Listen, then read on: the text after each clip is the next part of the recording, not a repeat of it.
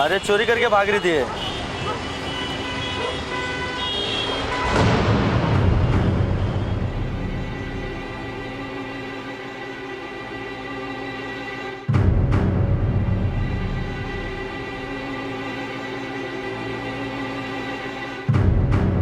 पर मेरी कोई गलती नहीं थी। वो लड़की रोड के बीचों बीच भाग रही थी। उसके पीछे कुछ लोग भी थे। मैंने हॉर्न बजाया, बहुत जोर से हॉर्न बजाया, बट लड़की अचानक आ गई। लोग बोल रहे थे कि वो चोरी करके भागी, बट उसके हाथ में सिर्फ कुरमुरा था। Excuse me, please come. उस लड़की की उम्र कुछ 15-16 साल की है और पिछले 4-5 दिनों से भूखी होगी और ट्रीटमेंट के दरमियान उसके शरीर पर हमें कुछ निशान मिलाए हैं। निशान? जी हाँ। कैसे निशान? जैसे किसी ने उसे मारा पीटा हो।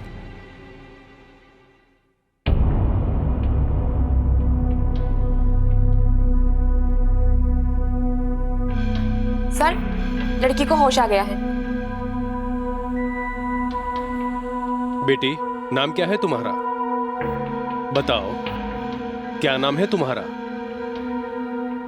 तुम्हारा एड्रेस, फोन नंबर याद है तुम्हें, ताकि हम तुम्हारे माँ बाप को कांटेक्ट कर सके। लगता है गहरे सदमे में है।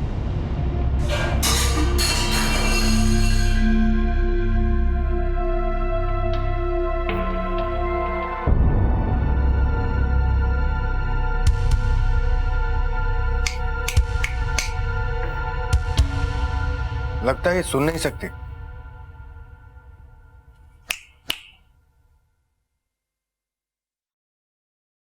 I think so.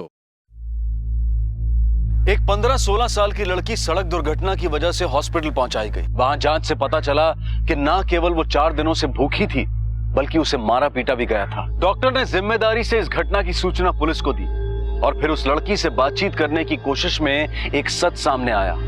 वो लड़की ना तो बोल सकती थी और ना ही सुन सकती थी। एक ऐसी लड़की जो ये कह पाने में असमर्थ थी कि वो कौन थी, उसके साथ क्या हुआ था। पुलिस उसकी मदद कैसे कर पाएगी? एक 15-16 साल की लड़की जो 4 दिन से भूखी है, जिसके साथ मारपीट भी की गई है।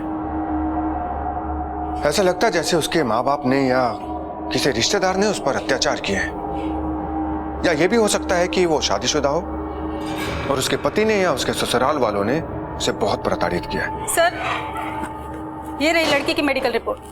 सर, उसके साथ मारपीट होती रही है और सर उसका सिर्फ फिजिकल अब्यूज ही नहीं, सेक्सुअल अब्यूज भी हुआ है। लगता है उसके साथ कई बार बलात्कार हुआ है। तुम ऐसा करो, किसी मूक बधिर स्कूल जाओ और वहां से साइन लैंग्वेज एक्सपर्ट को बुला कर लाओ, क्योंकि हमें उसकी जरूरत पड़ेगी।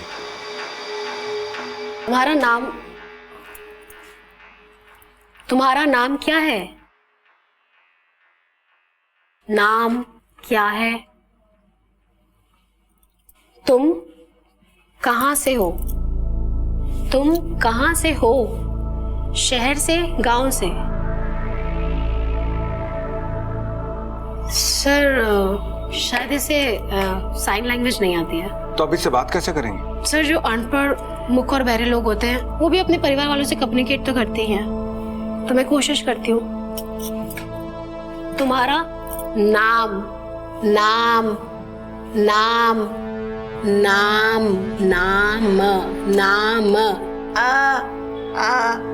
आँख, आँख, नैना, नैना, नैना। काजल,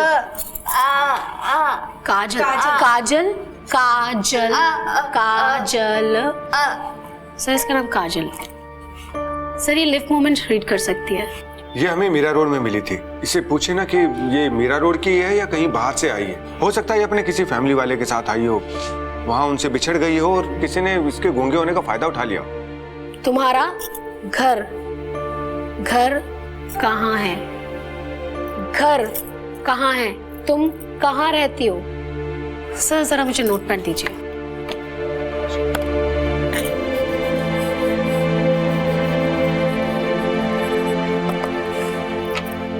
तुम्हारा घर,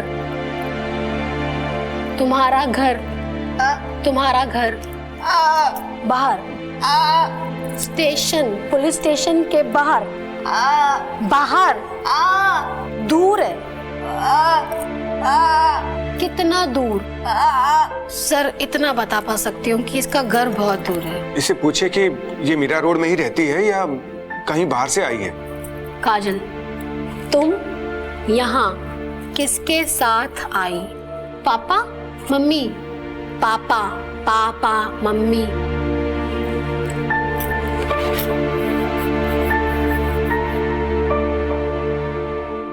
पापा, पापा, मम्मी। पापा, पापा, मम्मी, पापा। इसके हाथ पर चोट के निशान हैं। अब वही दिखाकर इसे पूछे ना, शायद कुछ बताने की कोशिश करे। ये निशान किसने किया?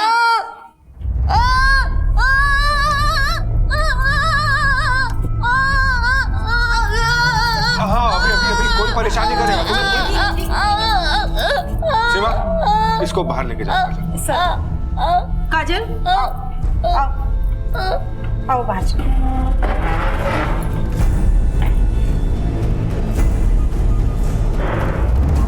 सर अब मैं भी चलती हूँ, कल फिर आती हूँ पूरी तैयारी के साथ। कुछ अलग अलग पिक्चर्स लेके आती हूँ। मेरी इंस्टीट्यूट की एक हेड है, उनसे भी मिलती हूँ, वो मेरी काफी मदद कर सकती हैं।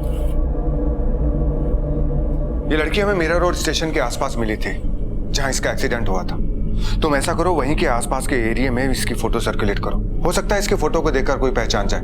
और सभी पुलिस स्टेशंस में इसकी फोटोज को भिजवा दो। हो सकता है शायद किसी ने मिसिंग कंप्लेंट लिखवाई हो।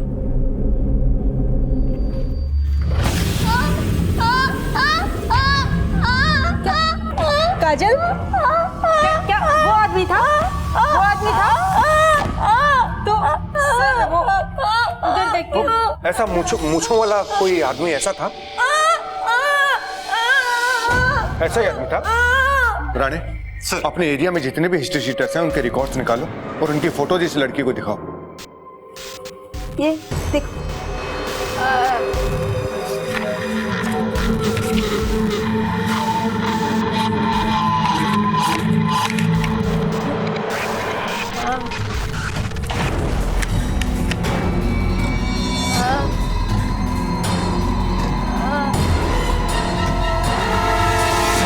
सर, इस लड़की का क्या करना? कहाँ रहेगी? सीमा, तुम इसको लेके अपने स्टाफ को होटल ले जाओ।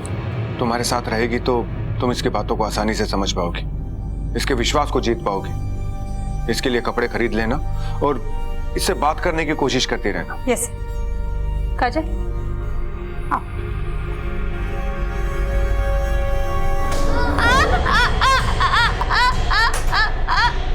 क्या हुआ बेटा? क्या हुआ?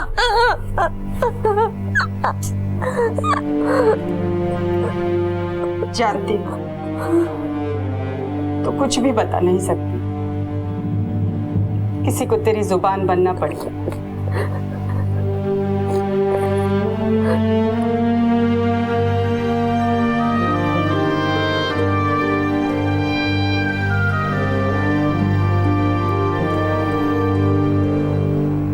सर, कल रात काजल बहुत परेशान थी। जरा से आंख लगती और एकदम से डर के उठकर बैठ जाती, जैसे कोई भयानक सपना देखकर बैठ जाता है।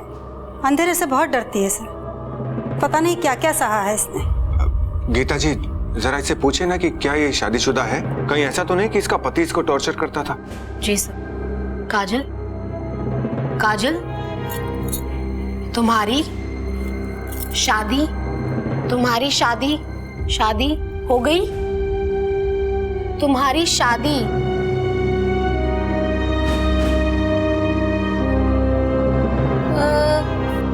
सर शायद इसकी शादी नहीं हुई है। इससे पूछे ना कि ये किस गांव से, किस शहर से, कहां से आई है? काजल,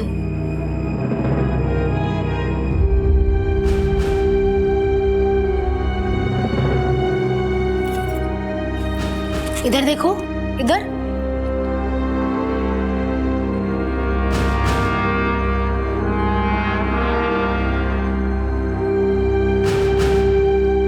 सर शायद इसे कुछ याद नहीं है। शायद ये बड़े शहर की नहीं है सर। मुझे भी कुछ ऐसा ही लगता है कि शायद ये किसी छोटे से गांव से या बहुत ही गरीब घर से है। ये हमें मीरा रोड स्टेशन के बाहर मिली थी। आप इससे पूछिए ना कि ये वहां तक कैसे पहुंची, किसी ऑटो से पहुंची, किसी बस से पहुंची या ट्रेन से पहुंची। काजल,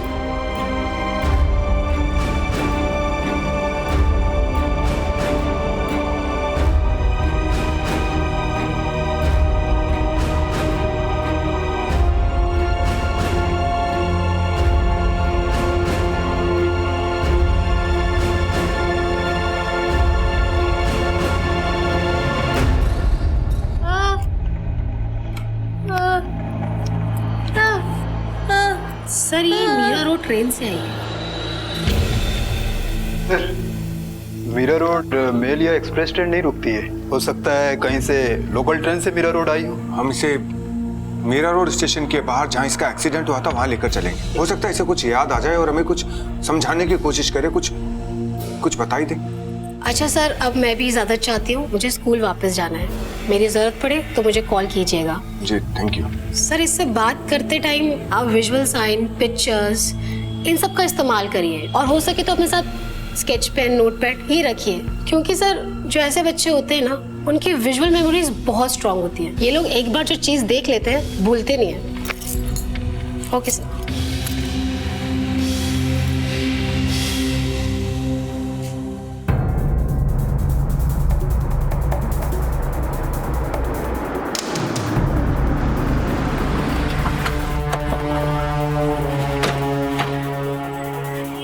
सर, इस लड़की का एक्सीडेंट यहीं पर हुआ था। पास में स्टेशन है। लोगों ने बताया कि वहां से भागकर आई थी। वहीं आसपास कुरकुरे लेकर भागी थी।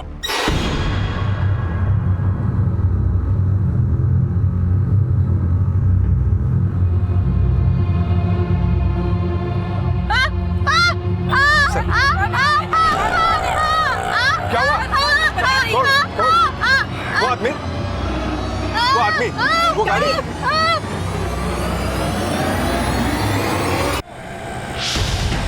जल्दी करो, उस गाड़ी का पीछा करो।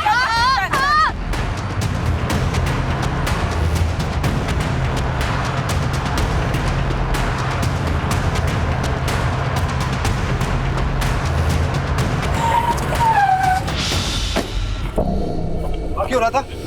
क्या हो साहब? पुलिस वाले हम लोग, हमें देख के भागा ना तो। नहीं साहब, हम भाग रहे हैं। मुझे क्या पता कि आप हमारा पीछा कर रहे हैं। यही आदमी था ना, मूंछों वाला। यही आदमी।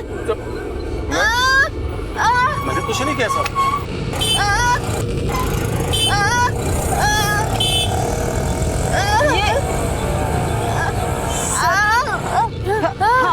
क्या हुआ तुम्हें? इस तस्वीर को देख देख के क्यों चिल्ला रही हो तुम? क्या हुआ? सर, मेरी समझ में नहीं आ रहा है ये क्या बोलना चाहती है। इतना तो समझ में आ रहा है कि ऐसी किसी तस्वीर को जानती है जिसका इस तस्वीर के साथ कनेक्शन है। सर, मीरा रोड स्टेशन पास में है। हम इसे वहां लेके चलते हैं। चलो चलो। चल। काजल यहाँ कब आई थी? यहाँ स्टेशन पे कब आई? सीमा, इससे पूछो कि ये दिन में आई थी कि रात में आई थी? हाँ सर। काजल, दिन में आई थी? दिन में या रात में? रात। हाँ, रात में आई थी। सर ये कह रही है कि रात में आई थी। इससे पूछो कि ये कितने बजे आई थी? काजल, कितने बजे? एक मिनट। काजल, देखो। कितने बजे आई थी? टाइम? नो, नहीं,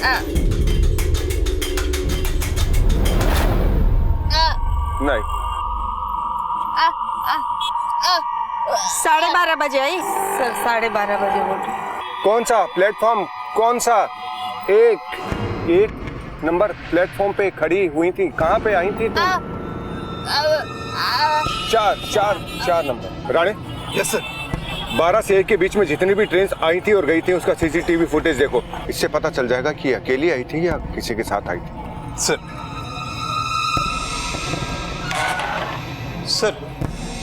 मैंने उस रात का सीसीटीवी फुटेज चेक किया।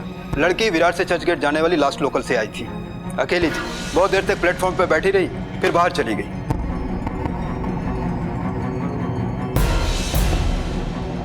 विरार से चर्चगेट जाने वाली लास्ट लोकल मीरा रोड कितने बजे पहुंचती है? 12:31 पर। हम लड़की को लोकल ट्रेन से मीरा रोड से विरार लेकर चलते हैं। हो सकता है कि वो हमें बता पाए कि किस स्टेशन से वो लोकल ट्रेन में चढ़ी थी। सर,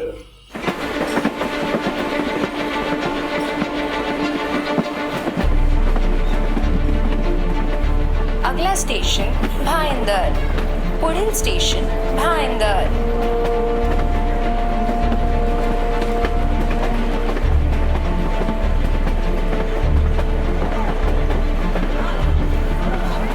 नेक्स्ट स्टेशन नायगाव, अगला स्टेशन नायगाव, पुढील स्टेशन नायगाव।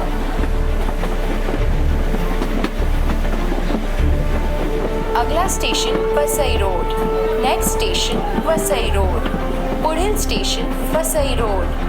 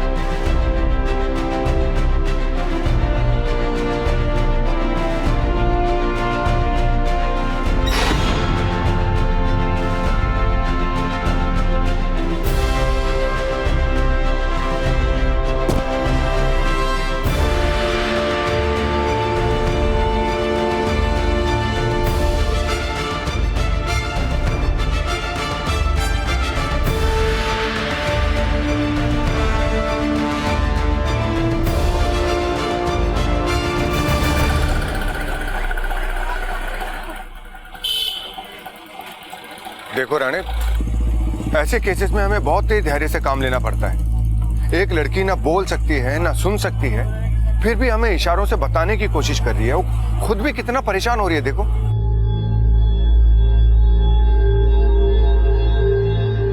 काजल पुलिस के साथ वसई आ पहुंची। ये उम्मीद जागी थी कि शायद काजल पुलिस को उस जगह ले जा सके जहां से वो भागी थी, पर काजल ठीक से बता नहीं पा रही थी। उसकी बातों को, उसके इशारों को समझ पाना पुलिस के लिए आसान नहीं था, लेकिन पुलिस ने हिम्मत नहीं हारी।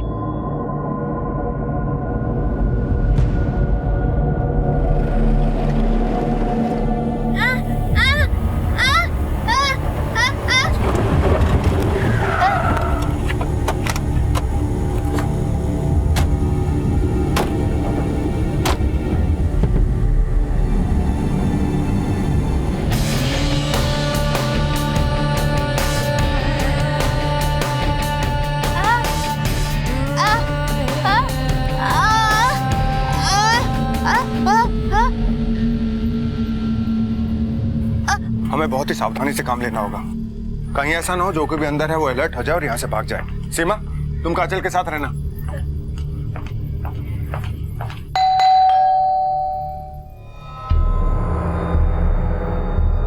Yes, Mumbai police. सीमा, काजल को लाओ।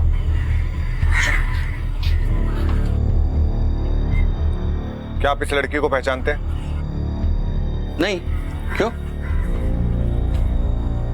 कौन है जी? पुलिस सर, मैं नरेश बलेरा और ये मेरी पत्नी। लेकिन हुआ क्या है? किससे मिलना है आपको? और ये बच्ची कौन है? ये हमें मीरा रोड में मिली थी। बोल नहीं सकती, लेकिन इसने आपके घर की पहचान की है। और घर में आपके साथ और कौन कौन रहता है? हम दोनों के अलावा कोई नहीं रहता यहाँ पर। मेरा बेटा लंदन में है और हम दोनों यहाँ पर रहते। और इस बच्ची को हमने कभी यहाँ देखा नहीं है। क्या मैं घर देख सकता हूँ? हाँ, बिल्कुल देख सकते हैं।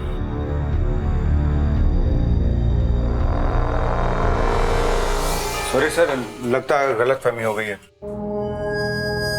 मुझे तो लगता है ये लड़की पागल भी है, और आप लोग पागल लड़की की बात पे यकीन करके किसी भी शरीफ घर में घुसकर पूछताछ करते हो। सॉरी, आपको तकलीफ दी।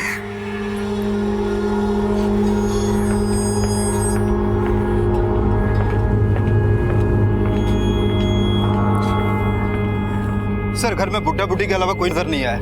कहीं हम गलती तो नहीं कर रहे हैं? हो सकता है लड़की गलत जगह पे ले आई। लड़की हमें बिल्कुल सही जगह पर लेकर आई है। तुम्हें याद है गाड़ी पर वो नमस्ते वाली तस्वीर? उसे देखकर काजल ने क्या रिएक्शन दिया था? ठीक वही तस्वीर मैंने इस घर में देखी है।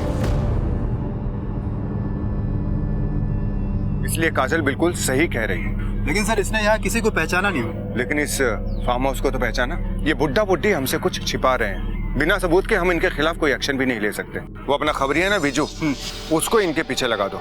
वो यहाँ के चप्पे चप्पे से वाकिफ है। अब हमें ये पता करना है कि ये यहाँ किसके साथ आई, इसे यहाँ कौन लेकर आया। और सीमा, तुम इससे बात करने की कोशिश करो। मुझे पूरा विश्वास है कि ये बेजुबान लड़की अपनी कहानी सुनाने में और मुजरिमों को पकड़वाने में हमारी मदद जरूर करेगी। कई अनसुलझे सवाल थे जिनके जवाब ना मिलने से काजल के मुजरिम पकड़े नहीं जा सकते थे। काजल पुलिस को उस फार्म हाउस तक ले गई जहां से वो भागी थी। हालांकि काजल बोल नहीं सकती थी, लेकिन फिर भी पुलिस ने उससे संवाद का तरीका सीख लिया था। क्या काजल की इस कहानी में कोई और बहुत बड़ा रहस्य सामने आने वाला था? पुलिस की ये तहकीकात जुर्म के किस घिनौने रूप को सामने लाने वाली थी? काजल, ये फार्म हाउस जहां से हम आए, यहाँ तुम कैसे पहुंची? तुम यहाँ देखो देखो देखो कैसे? कहां से आई तुम? तुम्हें कौन लाया था यहाँ पर? कौन लेके आया? क्या करती थी तुम वहां पर? सर एक मिनट, इतनी जल्दी नहीं समझ पाएगी, मैं कोशिश करती हूँ। ये फार्म हाउस पे तुम क्या काम करती थी? क्या काम? झाड़ू, पोछा, बर्तन, कपड़े? ये फार्म हाउस पे तुम क्या काम करती थी?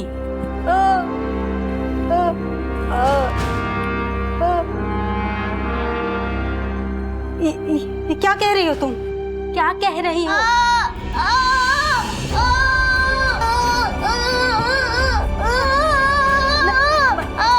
बस। ये कह रही है कि इसके साथ बलात्कार हुआ है।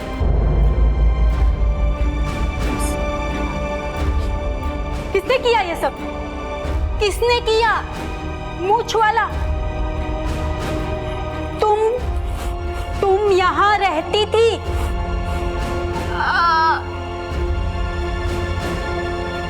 किस लिए गई यहाँ पे? तुम्हारे साथ वहां जबरदस्ती हुई? जबरदस्ती तुम्हारे साथ? हाँ। इसका मतलब फार्म हाउस पे प्रोस्टिट्यूशन चलता है। इसके अलावा वहां पर और भी कई लड़कियां लाई जाती होंगी। सीमा, इससे पूछो कि इन लड़कियों को कहां से लाया जाता था और कहां ले जाया जाता था और कौन आता था वहां? काजल, यहाँ पे देखो कैसे पहुंची? कौन रहता था तुम्हारे साथ? कौन लाया तुम्हें यहाँ? कौन कौन रहता था यहाँ पे फार्म हाउस पे?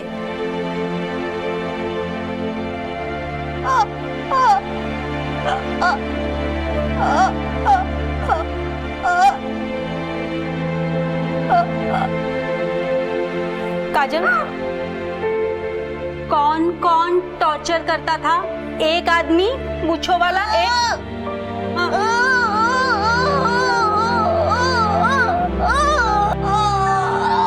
हाँ, बस। काजल, और कौन? और बिंदी माथे पे ऐसे लिपस्टिक करती थी, निशान था माथे पे।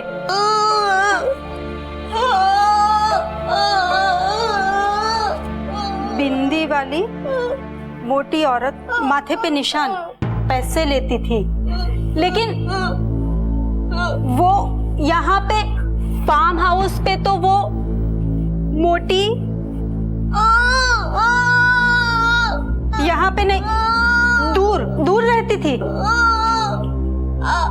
मैं समझ गया कि ये क्या कहना चाह रही है। सीमा, तुम काजल का ध्यान रखो। रानी सर, तुम मेरे साथ चलो। हाँ, बस बस बस। मुझे तो लगा था वो कुछ नहीं बता पाएगी, लेकिन उसने तो जिंदगी भर की कहानी सामने रख दी। माथे पर बिंदी यानी कि एक औरत पैसे लेकर ब्लाउज में रखती है, यानी कि देह का व्यापार करने वाली के पास थी। राणे सर, तुम अपने सारे खबरों को एक्टिवेट कर दो और पता करो कि ये माथे पर चोट के निशान वाली मोटी औरत है कौन, और विजू को इन्फॉर्म कर दो कि वो फार्म हाउस पे नजर रखे, उन बुड्ढा बुड्ढी पे नजर रखे, क्योंकि वो मोटी औरत वहां जरूर आएगी। सर, ये औरत हमसे बचनी नहीं चाहिए। मुंबई जैसे शहर में जिस्म फरोशी का कारोबार करने वालों के बीच से एक ऐसी औरत को ढूंढना था जिसकी पहचान काजल ने बताई थी। तहकीकात के दौरान सिरे से सिरे जुड़ते जा रहे थे और पुलिस ने इस केस की तह तक पहुंचने के लिए अपने पूरे नेटवर्क को एक्टिवेट कर दिया था। लेकिन अभी जिस्म फरोशी का अजीबोगरीब रूप पुलिस के सामने आना बाकी था।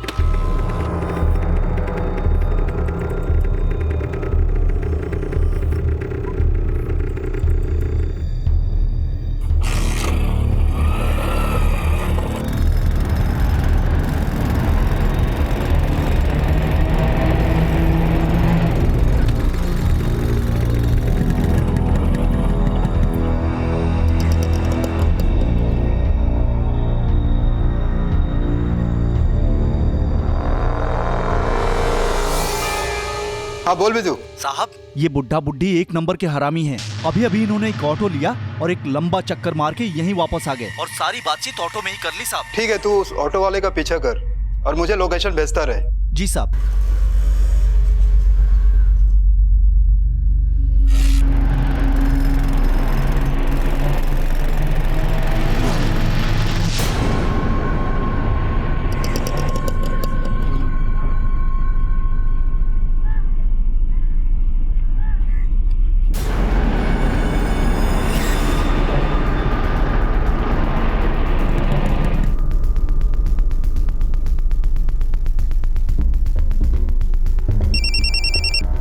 हाँ बोल। सर, ये ऑटो वाला एक दूसरे घर में अंदर गया है। आप यहाँ रेड मारेंगे तो जरूर कुछ न कुछ मिलेगा। चलो इस तरफ आओ दोनों। चलो अंदर देखो, अंदर तलाशी लो। चलो चलो बात। चलो चलो चलो, चलो वहाँ खड़ी हो जाओ। वहां पे खड़े हो जाओ।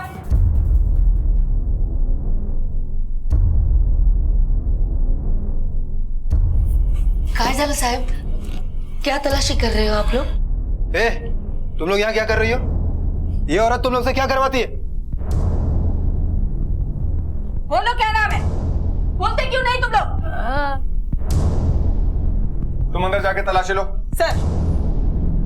अरे साहब, क्यों परेशान कर रहे हो? देखो ना, बच्चियां डर रही है।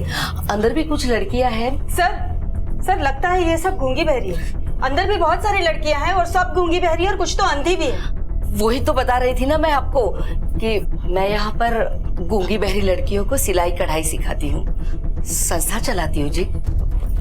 बताना। जगह देखकर ही पता चल रहा है कि किस तरह की संस्था चलाती है तू। गिरफ्तार कर लो इन सबको।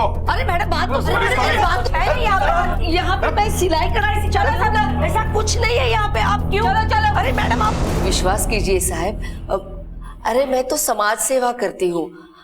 चाहे तो आप आस पड़ोस में पूछ।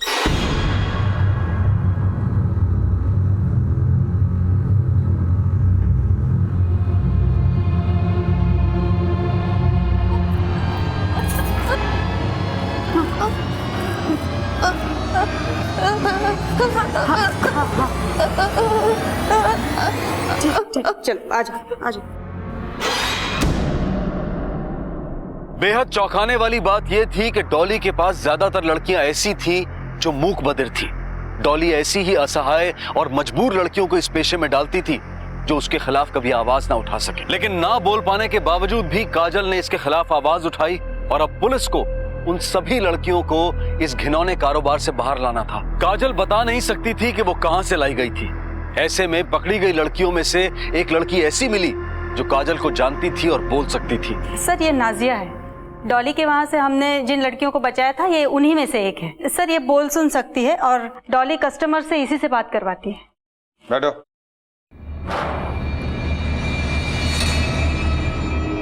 काजल के बारे में तुम क्या जानती हो? साहब, ये सच है। डॉली बेजुबान लड़कियों को धंधे पे बैठाती है। बड़े बड़े लोग उसके कस्टमर हैं, गूंगी, बहरी, ऐसी लड़कियां ना साहब सस्ते में मिल जाती है, इसलिए ज्यादातर डॉली के पास ऐसी ही लड़की मिलती है। कौन लेकर आया था उसे? कादर। अब ये कादर कौन है? ये मेरे को नहीं पता साहब, लेकिन डॉली के लिए लड़कियां वही लेकर आता था। काजल को भी वही लेकर आया था। काजल कब से आई यहाँ? 6 महीने पहले आई थी साहब। एक बात करने डोली, आना। हार माना तो जैसे काजल ने सीखा ही नहीं था।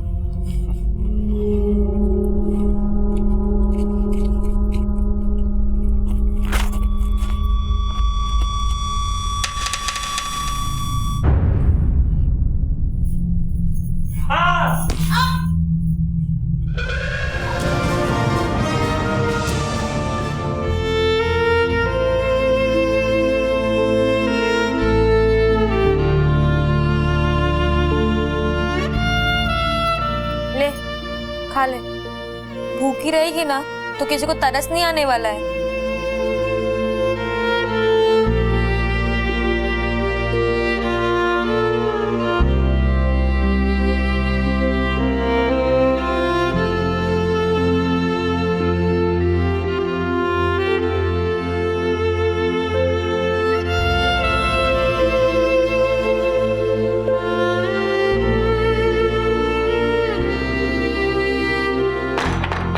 दिन बीतते गए, मजबूरी में काजल ने इस धंधे को अपना तो लिया, लेकिन उसकी आंखों को देखकर लगता कि उसे इंतजार है एक मौके का।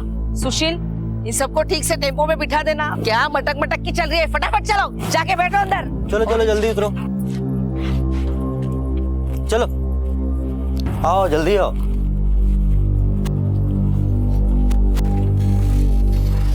चलो चलो चलो चलो जल्दी चलो। नमस्कार साहब।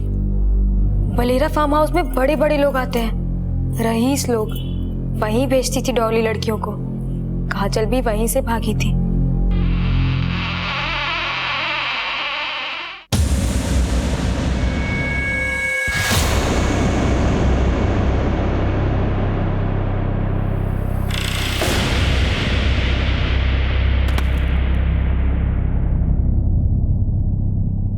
मगर काजल के भागने के बाद डॉली ने सुशील को उसको ढूंढने के लिए लगा दिया साहब। मगर उससे पहले कि वो उस तक पहुंचता, काजल की किस्मत उसे आप लोगों तक पहुंचा दिया साहब, और वो उस नर्क से बाहर आ पाई और हमें भी निकाल लिया साहब। तुम जानते हो काजल कहाँ की रहने वाली? नहीं, बेचारी भेसबंद बताती भी तो कैसे। कादर का नंबर दे। कादर? कौन कादर? बोल साहब। वो मेरे पास लड़कियां लेके आता है, पर कहाँ से लाता है वो मुझे नहीं पता। तू कादर का नंबर दे, वो बताएगा खुद कि कहाँ से लाता है। वो अलग अलग नंबर से फोन करता है जब भी उसके पास माल आ जाता है। अब पता नहीं माल कब आएगा। सीमा, इसका फोन कब्जे में लो। नहीं, कादर आज नहीं तो कल फोन जरूर करेगा। पुलिस अब ये बात जान चुकी थी कि 6 महीने पहले काजल को बेचने वाला इंसान कादर था, लेकिन कादर का कोई अता पता नहीं था, और काजल कहां की रहने वाली थी इसके बारे में भी अभी तक कुछ पता नहीं चला था। डॉली का फोन पुलिस के पास ही था, उन्हें इंतजार था तो बस कादर के फोन का। 2 दिन बीत चुके थे।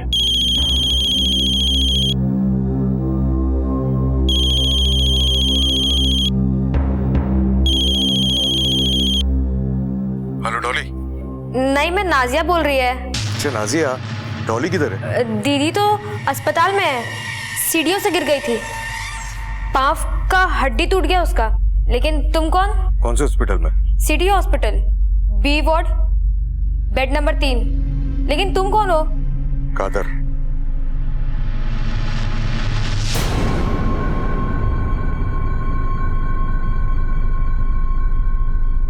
डॉली उठ, अरे उठना।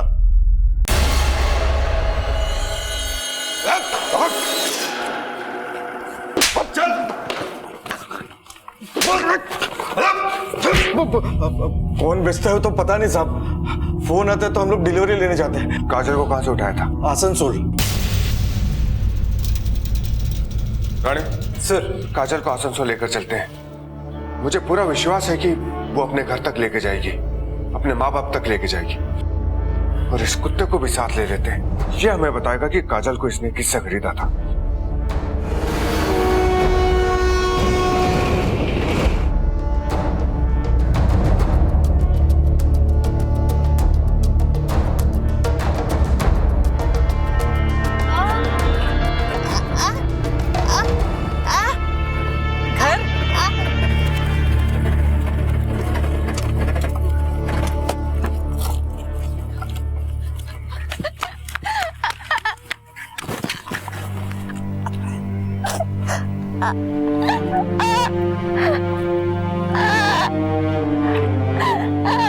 क्या ये तुम्हारी बेटी है? हाँ साहब। ये है वो आदमी जिसने तुम्हारी बेटी को मुंबई में बेचा था।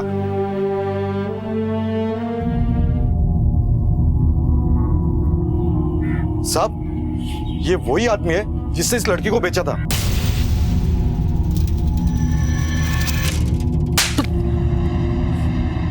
अपनी बेटी को बेच दिया तूने? क्या करता साहब, गुंगी बहरी है जन्म से, कौन करता इससे शादी? तुम्हारे जैसे लोगों को ऊपर वाला औलाद दे क्यों देता है? मुझे क्या पता था कि ये आदमी उसको धंधे पे बिठा देगा। काजल को मैं तुम्हारे जैसे इंसान के पास छोड़ने वाला नहीं हूं। सीमा, काजल को अपने साथ ले लो और इसे भी अरेस्ट करो।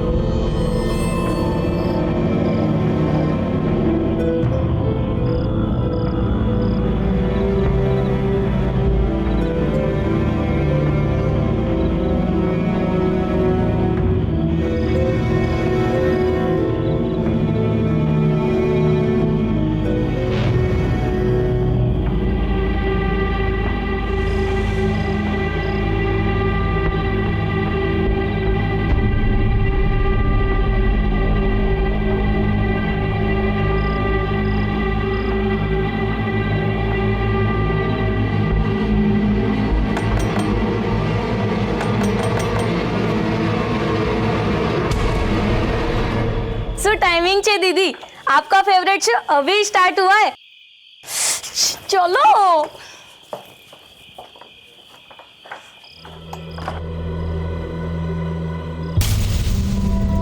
हितल, आगे बेटा, तेरे पापा कब से तेरी फिक्र कर रहे हैं। हेतल, कुछ हुआ है क्या बेटा? तेरे चेहरे का रंग क्यों उड़ा हुआ है? नहीं पापा, बहुत थक गई हूँ, थोड़ा आराम करूँगी तो ठीक हो जाऊँगी।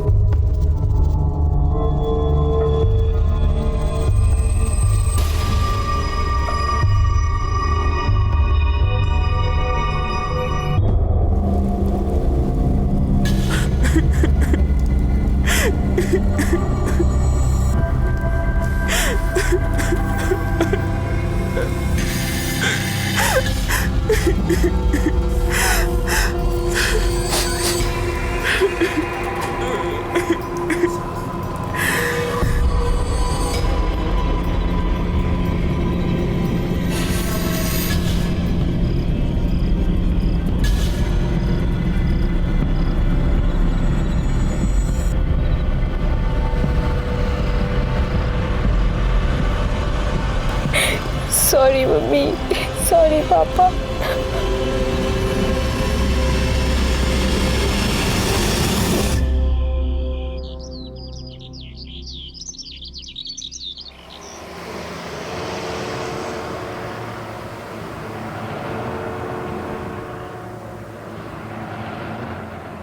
ये लड़की भी ना कितना सोएगी। हितल! हितल!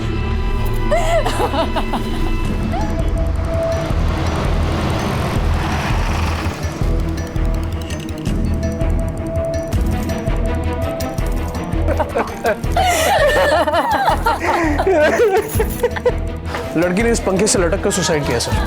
कोई सुसाइड नोट नहीं मिला, बस इतना पता चला है कि कल रात को किंजल नाम की किसी सहेली के घर से पढ़ाई करके लौटी थी और कुछ परेशान थी। कहाँ रहती है किंजल? ये क्या कह रहे हैं आप? हेतल हमारे यहाँ नहीं आई थी, बल्कि किंजल उसके घर गई थी उसके जन्मदिन पर। किंजल कहाँ है? बुलाइए उसे। देर रात से आई है तो सो रही है, बुलाती हूँ।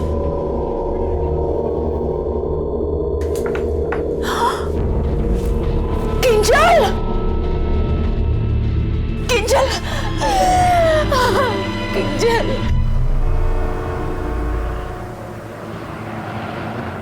स्वाति बेटा, वो सरला भाभी के घर कोई नहीं है आज, तो तू चाबी कोकिला आंटी के वहाँ छोड़ देना, ठीक है? जी माँ। नमस्ते आंटी। मामा, ये निशा है, मेरी कॉलेज फ्रेंड। मैंने बुलाया था साथ में कॉलेज जाने के लिए। ठीक है बेटा, मैं चलती हूँ। ओके, बाय बाय बेटा, बाय बाय मामा।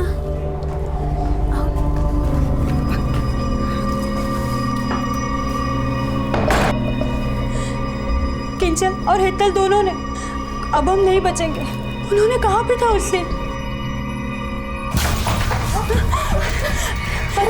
हाथ मत लगाओ, तो दूर हटो।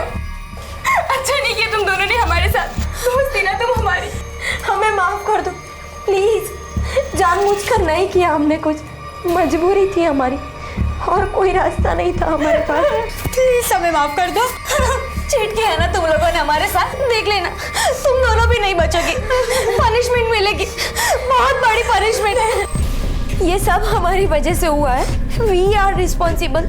अब हम नहीं बचेंगे। पुलिस आती ही होगी, हमारे घर वालों को सबको सब पता चल जाएगा। अब बस एक ही रास्ता है हमारे पास।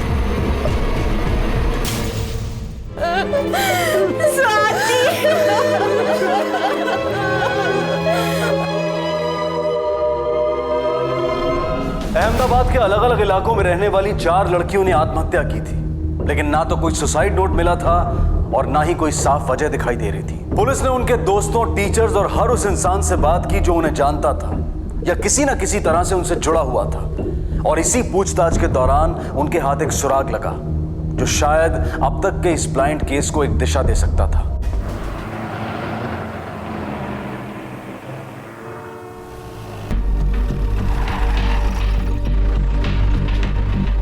सब चारों लड़कियों की कॉल डिटेल्स आ गए। निशा और स्वाति एक ही कॉलेज में पढ़ते थे और हेतल और किंजल एक ही कोचिंग क्लास में। स्वाति हेतल की सहेली थी, इसलिए चारों एक दूसरे को जानते थे। घटना के दिन हेतल और किंजल ने अपने घर पर झूठ बोला था कि वो पढ़ने के लिए एक दूसरे के घर पर जा रहे हैं। पढ़ने नहीं गई थी तो कहाँ गई थी? सर, उनकी कॉल डिटेल से ये पता चलता है कि दोनों घर से कॉलेज के लिए तो निकली थी, पर असल में जयपुर के लिए उन लोगों ने फ्लाइट पकड़ी और रात को 9:30 बजे अहमदाबाद वापस आई। और निशा और स्वाति? सर, वो दोनों यही अहमदाबाद में थी, पर दोनों फ्रीक्वेंट ट्रैवलर्स हैं। पिछले 6 महीने में तकरीबन 15 या 20 बार शहर से बाहर, कभी जयपुर, दिल्ली, या तक कि कोलकाता फ्लाइट से गई हैं। कभी साथ साथ, कभी अलग अलग। कोई और डिटेल्स, बैंक अकाउंट्स वगैरह? सब क्लियर है सर, कोई ऐसी बड़ी ट्रांजैक्शन नहीं है। स्वाति की सहेलियों के हिसाब से स्वाति का एक बॉयफ्रेंड था राहुल, जिसके साथ उसका ब्रेकअप हो गया कुछ महीने पहले, मगर इसका निशा, हेतल और किंजल से अभी कोई कनेक्शन नहीं दिखता। और हाँ सर, घटना के दिन से राहुल का फोन बंद है, पर हमें उसका एड्रेस मिल गया। उठाओ इस राहुल को।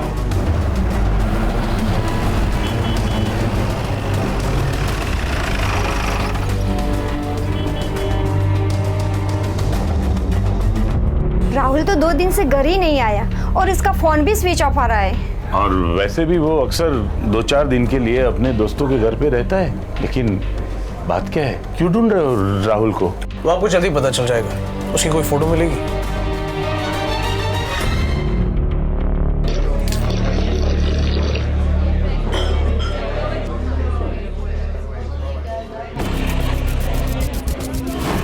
कैसा लगा अब्बास भाई? वाह घोची, ये तो बड़ा धमाका है ये। लेकिन अपने भावसार की बेटी है ना? हाँ हाँ। कहाँ से मिला बे? चल चल फटाफट फॉरवर्ड कर मेरे को जल्दी से। हाँ,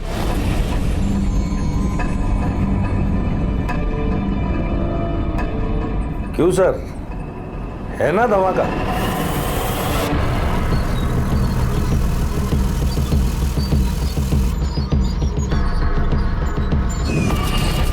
અમદાવાદની ગોરી છોકરીઓના કાલા કારનામાનો પહેલો કિસ્સો, બાકી કિસ્સા કાલથી રોજ.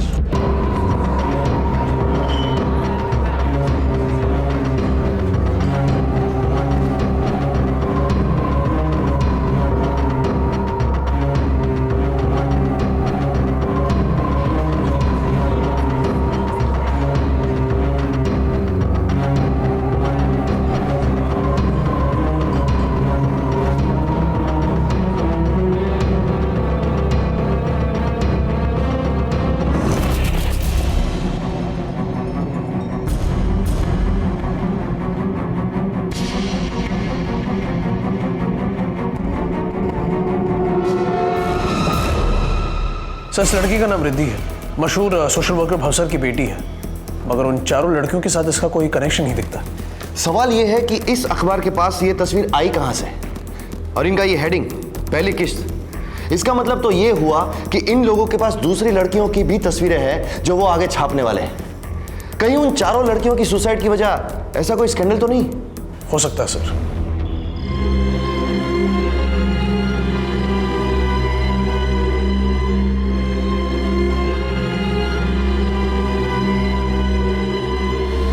अहमदाबाद जैसे खूबसूरत शहर में अखबार में छपी उस एक खबर के बाद जैसे जवान लड़कियों की सुसाइड की बाढ़ सी आ गई। 24 घंटे गुजरते गुजरते शहर के अलग अलग इलाकों में लगभग 22 लड़कियां सुसाइड कर चुकी थी। पूरे शहर में मातम का माहौल था। जवानी उम्मीद और जोश का दूसरा नाम होता है। तो फिर ऐसा क्या हुआ था जिसने इन लड़कियों को इतना निराश, इतना नाउम्मीद कर दिया था कि उन्हें अपने ही हाथों से अपनी जान लेने जैसा बड़ा कदम उठाना पड़ा। ये मामला काफी गंभीर था और पुलिस ने भी इसे गंभीरता से लिया। इसलिए अहमदाबाद के सुपरिटेंडेंट ऑफ पुलिस ने इस केस को अपने हाथों में ले लिया।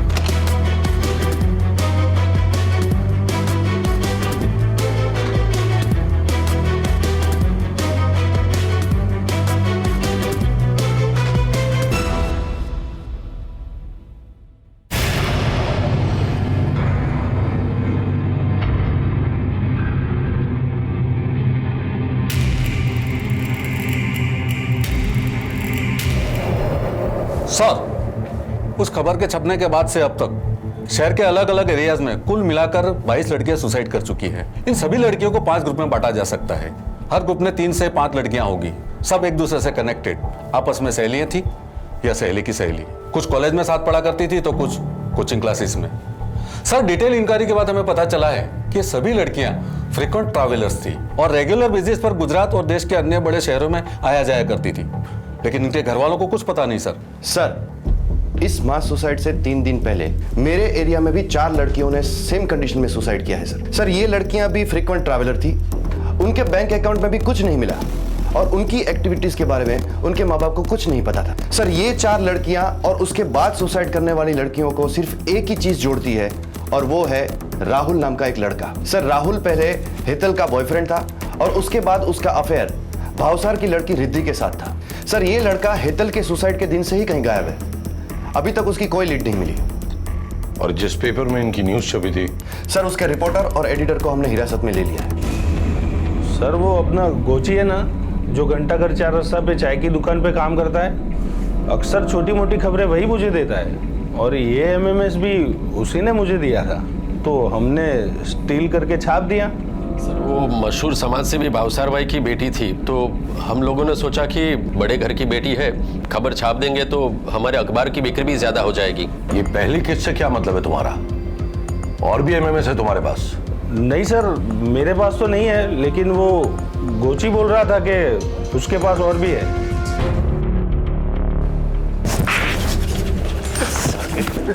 झूठ बोलता है, झूठ बोलता है। नहीं साहब, मैं सच बोलता हूँ, मुझे नहीं मालूम। वो वीडियो मेरे एक दोस्त ने मुझे फॉरवर्ड किया था।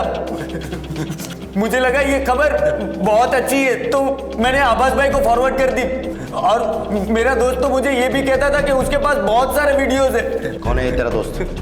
कहाँ रहता है? कोची के उस दोस्त ने पुलिस से कहा कि उसे वो एमएमएस उसके किसी दोस्त से मिला था, और जब पुलिस ने उसके उस दोस्त को पकड़ा तो उसने भी यही कहा कि उसे वो एमएमएस अपने किसी और दोस्त से मिला था। यह सिलसिला यूं ही चलता रहा और एक चेन सी बनती गई और लगभग 16 से 17 लड़कों से पूछताछ करने के बाद आखिर पुलिस उस लड़के तक पहुंची जिसके मोबाइल से पहली बार उस एमएमएस को भेजने का सिलसिला शुरू हुआ था। चलो सर उसका नाम राहुल है। अपना लैपटॉप डाल कर गया था मेरी दुकान पे रिपेयर करवाने के लिए। उसी में ये 3 एमएमएस थे सर। मुझे अच्छे लगे तो मैंने आगे फॉरवर्ड किए, दोस्तों को दिखाए। उसके आगे का सर मुझे कुछ नहीं पता।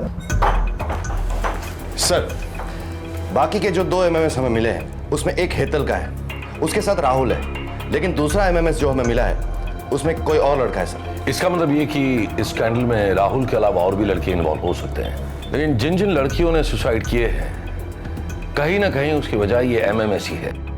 और ये 3 एमएमएस देखकर तो ये लग रहा है कि उनमें जो लड़के हैं वो उन लड़कियों के काफी करीबी थे, बॉयफ्रेंड टाइप्स। Right sir. एक काम करो, हमारी पूरी टीम लगा दो। जिन जिन लड़कियों ने सुसाइड किए उनके बॉयफ्रेंड या तो करीबी दोस्तों की डिटेल निकालो। आई एम श्योर इस केस का अगला सुराग हमें उन लड़कों से ही मिलेगा।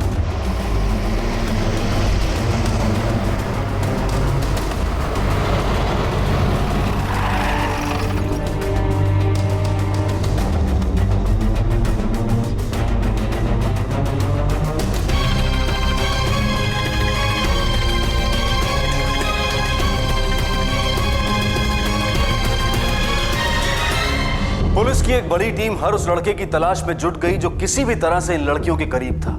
दोस्तों, घर वालों, रिश्तेदारों, सबसे पूछताछ की गई। काम आसान नहीं था लेकिन जरूरी था, क्योंकि पुलिस को अकेला यही एक रास्ता दिखाई दे रहा था जिस पर वो आगे बढ़ सकते थे, और उनकी ये सोच सही साबित हुई। कई लोगों से पूछताछ करने के बाद जो सच पुलिस के सामने आया उसने इस केस की गंभीरता को और भी बढ़ा दिया। पुलिस को पता चला कि सुसाइड करने वाली हर लड़की का कभी ना कभी कोई बॉयफ्रेंड या प्रेमी जरूर रहा था।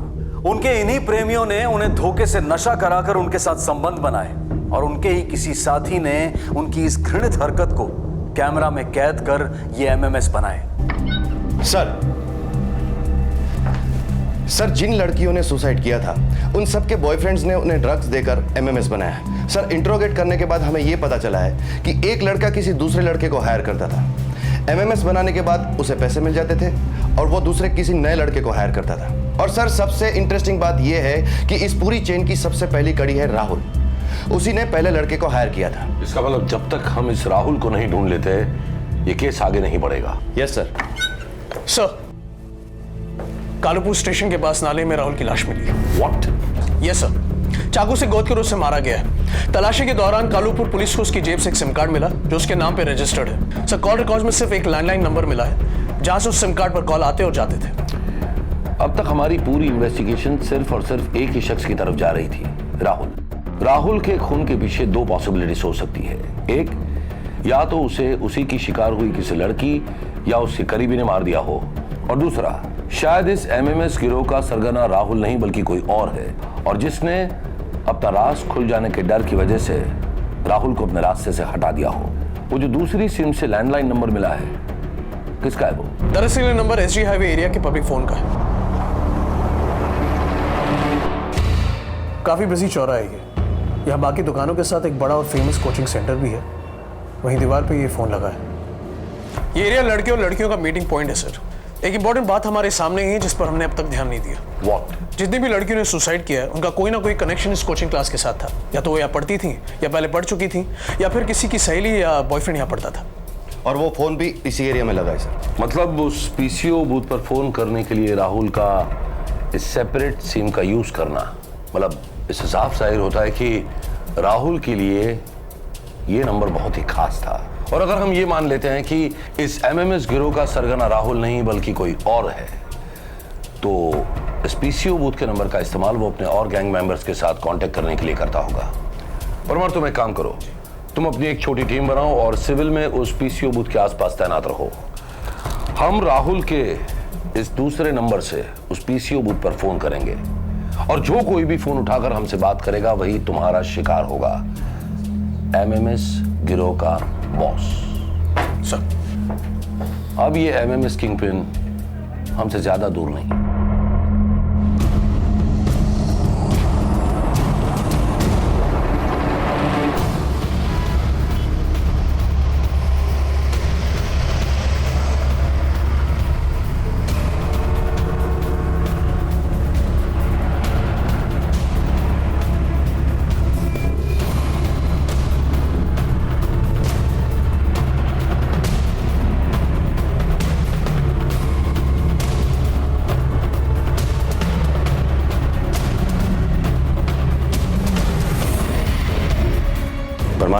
Position okay?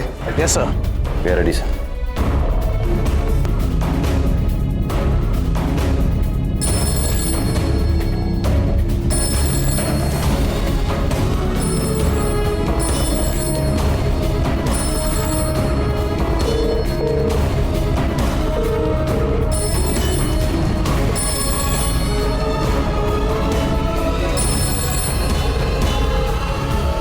कोई मूवमेंट है वहां पर? वैसे यहाँ पर कोई नहीं है, कोई मूवमेंट नहीं है।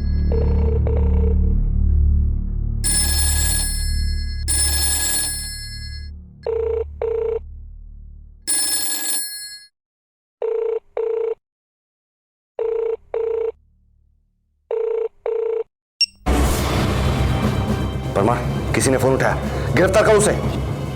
सर पर यहाँ पर कोई नहीं है। लेकिन कॉल तो रिसीव हुई है, किसी ने उठाया फोन। सर मैं फोन बूथ के सामने खड़ा हूं, वहां पर कोई नहीं है।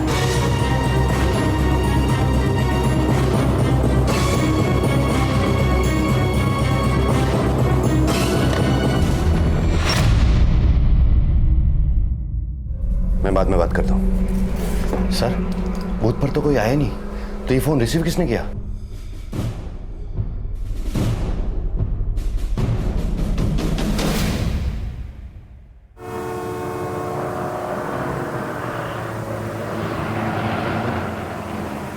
जैसे परमार ने बताया था कि जिन जिन लड़कियों ने सुसाइड किया वो सारी की सारी लड़कियां किसी न किसी तरह से उस कोचिंग क्लास के साथ जुड़ी हुई थी। Yes sir. तो हो सकता है कि इस वक्त भी उस कोचिंग क्लास की कोई ना कोई लड़की एक्टिव हो। You are right sir. एक काम करो, उन सारी लड़कियों की जन्म कुंडली निकालो, बैंक रिकॉर्ड्स, उनके टेलीफोन रिकॉर्ड्स और उनसे जुड़ी हुई सारी डिटेल्स मुझे चाहिए इमीडिएटली। पुलिस टीम ने उस कोचिंग क्लासेस में पढ़ने वाली कुल 250 लड़कियों की एक लिस्ट तैयार की और सभी की डिटेल्स को बारीकी से चेक किया गया। उनके बैंक अकाउंट, मोबाइल पर हुई उनकी बातचीत के रिकॉर्ड्स, पिछले 6 महीनों के दौरान उनके सेल फोन की लोकेशन, इन सभी के बेसिस पर 2 लड़कियां सामने आईं जिन पर इस तरह की एक्टिविटीज में शामिल होने का शक जा रहा था। ये लड़कियां भी आत्महत्या कर चुकी लड़कियों की तरह फ्रीक्वेंट ट्रैवलर्स थी और पिछले 6 महीनों में कई बार शहर से बाहर गई थी। शालिनी और मेघा सर, उसी कोचिंग में सेकंड ईयर साइंस स्टूडेंट, आपस में सहेलियां भी है और दूसरे विक्टिम्स की तरह वो फ्रीक्वेंट ट्रैवलर भी है। इन दोनों के फोन को सर्वेलेंस पे लो, 24 घंटे नजर रखो इन दोनों पर। Yes sir.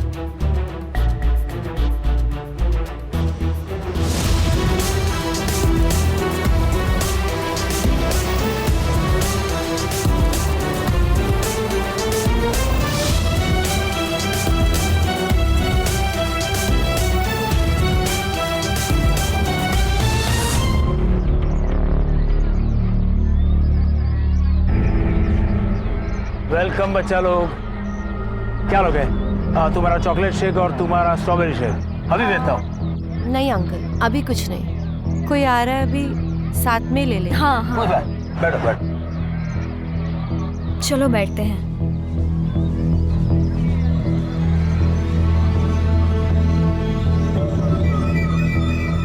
Hi hi, how are you? We are fine. Fine. तू बता कैसी है, कैसे चल रहे हैं स्टडीज? बहुत अच्छी।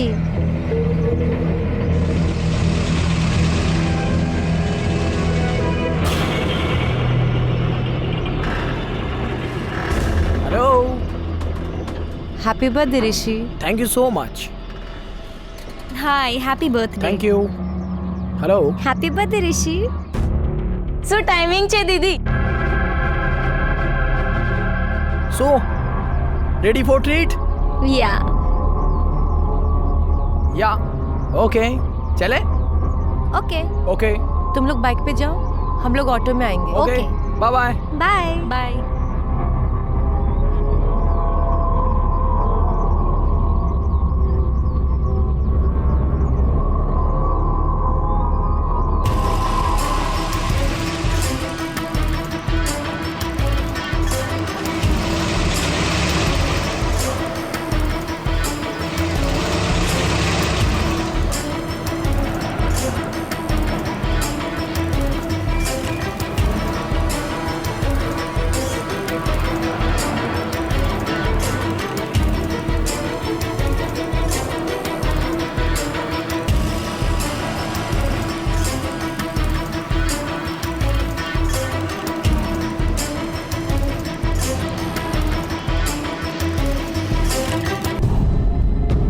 सर, वो लड़का उस लड़की के साथ गांधीनगर एरिया की तरफ बढ़ रहा है। राहुल उनका पीछा कर रहा है। तुम भी अपनी एक टीम लेकर निकलो। हो सकता है इस लड़के के जरिए हम इस पूरी गैंग का पर्दाफाश कर सके। पल पल की खबर चाहिए मुझे। Right sir.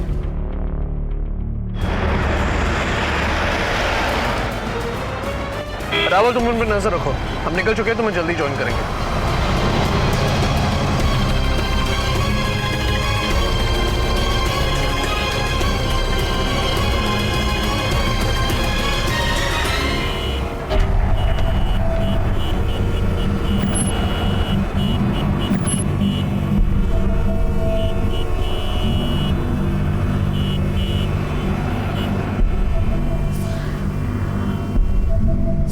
जावा, तुम और 2 टीम तैयार करो। हमें पता नहीं ये गिरोह और कितना बड़ा है। Yes sir. Hello. What? What? Oh no. क्या हुआ जाला? सर, रावल की बाइक रास्ते में खराब हो गई। We lost the track of dead boy. और परमार की टीम? सर, वो तो अभी तक रावल तक पहुंची ही नहीं। डैम इट, हमारे पास वक्त बहुत ही कम है। अगर हम वक्त पर वहां नहीं पहुंचे तो हम और एक जान गंवा देंगे। वो 2 लड़कियां शालिनी और मेघा, उन दोनों को उठाओ। आई एम श्योर उन दोनों लड़कियों को इस लड़के के बारे में कुछ ना कुछ पता होगा। क्विक। Yes sir.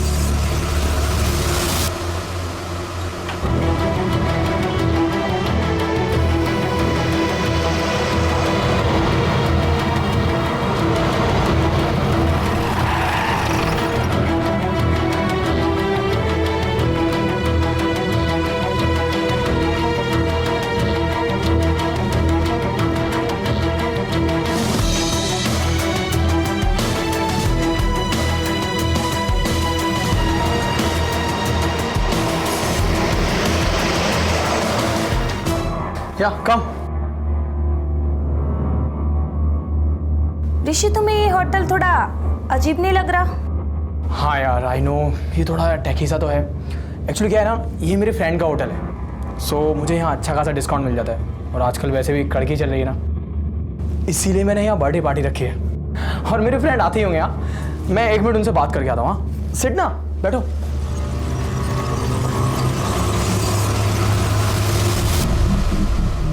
सर, ये तो हिमानी है, हेतल की छोटी बहन।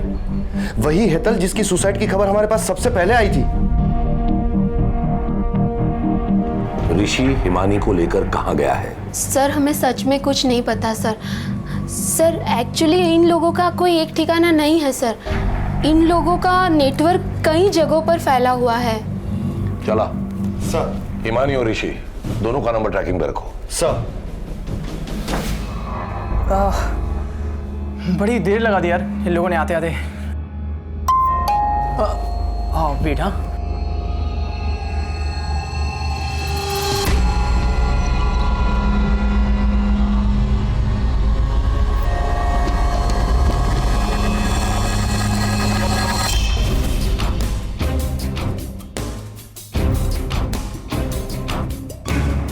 Yes sir, we are trying our level best. Sir. Sir, ये रहा ऋषि और हिमानी का लोकेशन। कलोल से सर।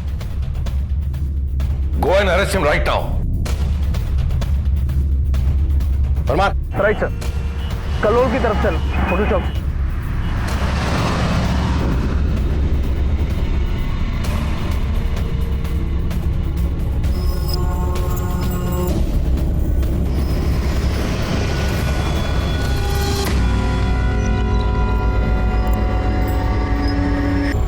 हे, क्या हुआ?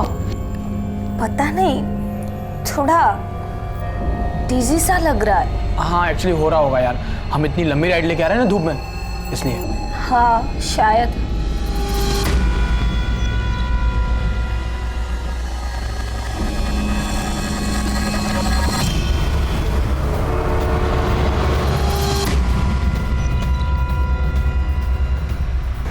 आ जाओ।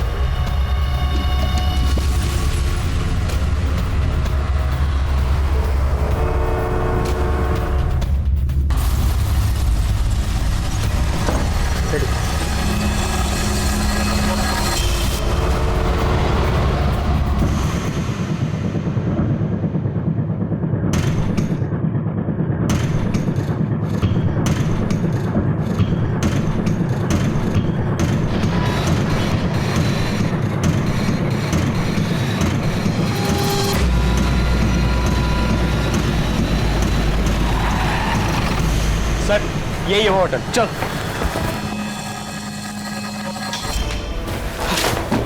किधर है वो दोनों? हाँ? बड़ा किधर है वो दोनों? सर ऊपर रूम नंबर 104 में रहने वाले इसको लेके जाए।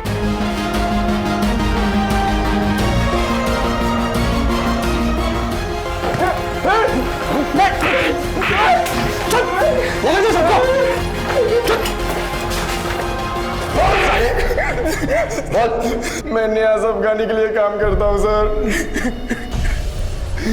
पहले मैं एमएमएस बनाकर राहुल को सेंड करता था, लेकिन राहुल के मर जाने के बाद मैं डायरेक्ट एमएमएस अफगानी सर को सेंड करने लगा। अब तक मैंने 7 लड़कियों के साथ एमएमएस बनाए और 4 लड़कों को हायर किया। ये अफगानी एमएमएस का क्या करता है? सर वो मुझे नहीं पता और ना ही मैंने कभी पूछा। मैं तो सिर्फ पैसे के लिए करता तो। चंद पैसों के लिए तूने मजबूरों की जान ले ली, जिंदगी बर्बाद कर दी उनकी। बता बता कौन है अफगानी, कहाँ मिलेगा? सर वो ऐसी आईने के बाद सर जो फूड जोइंट है ना, वो उसका मालिक है। उठाना फोन, कहाँ अटका है?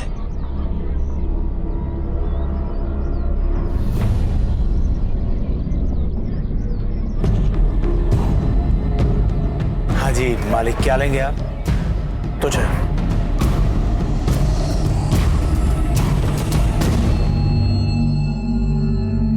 अमीर बनना था मेरे को एकदम जल्दी, और ये नाश्ता पानी का दुकान चलाकर अमीर नहीं बन सकता। तो अक्सर अपने दिमाग में तिकड़े में फिरता रहता था अमीर बनने की। फिर एक दिन एक दोस्त ने मुझे अचानक बताया कि वैश्या नहीं, होटल लाइन में उसे कॉल गर्ल कहते हैं। मेरी होटल में रोज आती हैं ऐसी लड़कियां। एक रात का 50-60 हजार रुपया आराम से लेकर निकलती है। मेरी होटल में एक एनआरआई आकर ठहरा है, उसे लड़की चाहिए, लेकिन उसकी शर्त यह है कि उसे कॉल गर्ल नहीं, कॉलेज की यंग लड़की चाहिए, एकदम फ्रेश माल। और ऐसा एक नहीं, ऐसे तो कई आते हैं रोज मेरी होटल में। अगर लड़कियां हो तो लाखों के नहीं, करोड़ों के वारे न्यारे हो सकते हैं।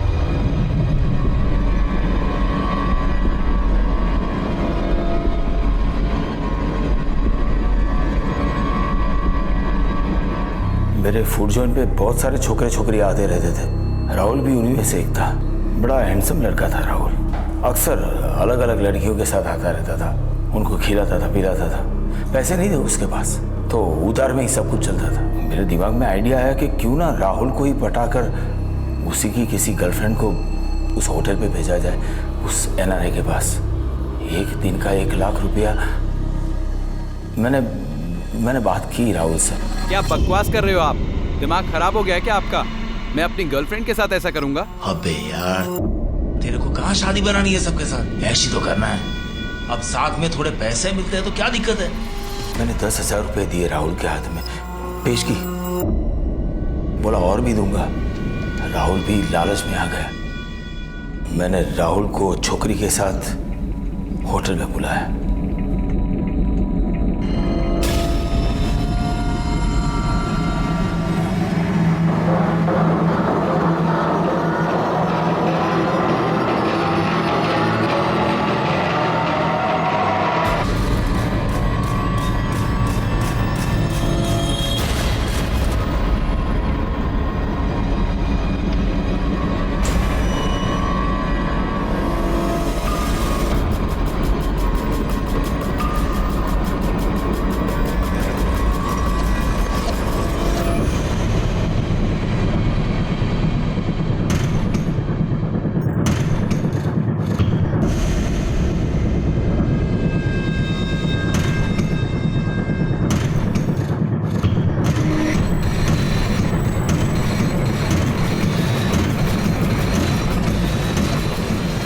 उस एमएमएस को दिखाकर हमने उस छोकरी को उस एनआरआई के पास जाने के लिए मजबूर कर दिया।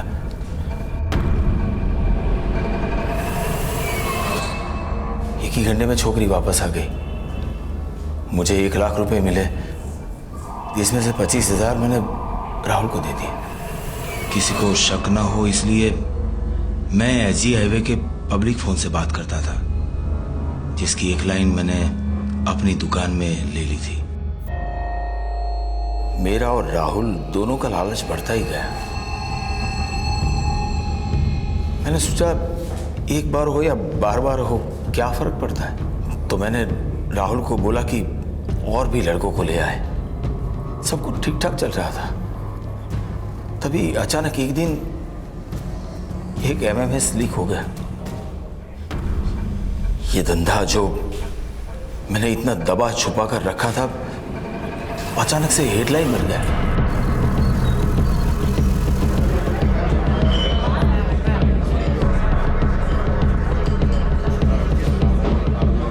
मुझे लगा कि राहुल ही एक ऐसी कड़ी है जिसके जरिए पुलिस मुझ तक पहुंच सकती है। तो मैंने राहुल को ही रास्ते से हटा दिया। तुम्हें कुछ अंदाजा भी है तुम्हारे चंद रुपयों की लालच ने कितनी जवान जिंदगियां बर्बाद कर दी?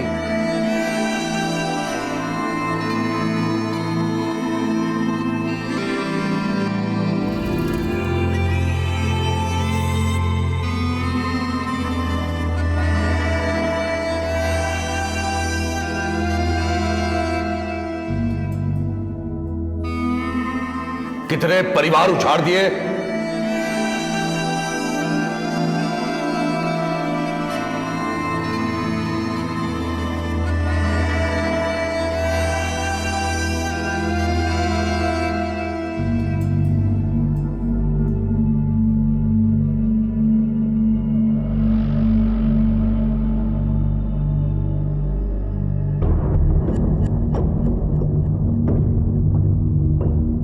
इस अपराध की गुत्थी ने सुलझने के बाद भी समाज और प्रशासन दोनों को शर्मसार करके रख दिया। प्रशासन को इसलिए क्योंकि इतना बड़ा गैंग, इतना बड़ा रैकेट ठीक उनकी नाक के नीचे चल रहा था और इसके बावजूद उन्हें इसकी भनक तक नहीं थी। और समाज को इसलिए क्योंकि भाई दूज और रक्षाबंधन जैसे त्योहार मनाने वाला हमारा समाज ऐसे भाइयों, ऐसे बेटों, ऐसे पुरुषों को जन्म दे रहा था जो अपनी बहनों की रक्षा की कस्में खाते हैं लेकिन दूसरों की बहनों के लिए खतरा बन जाते हैं।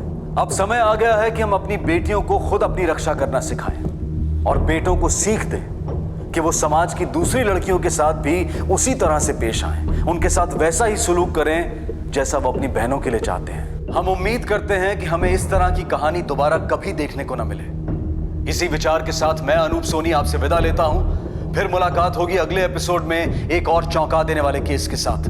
तब तक अपना और अपने परिवार का ख्याल रखें और देखते रहें क्राइम पेट्रोल डायल 100। सबक एक को, सीख हम सबको। क्राइम पेट्रोल के और भी दिलचस्प कहानी देखने के लिए हमारे चैनल को सब्सक्राइब करें और बेल आइकॉन दबाना न भूलें।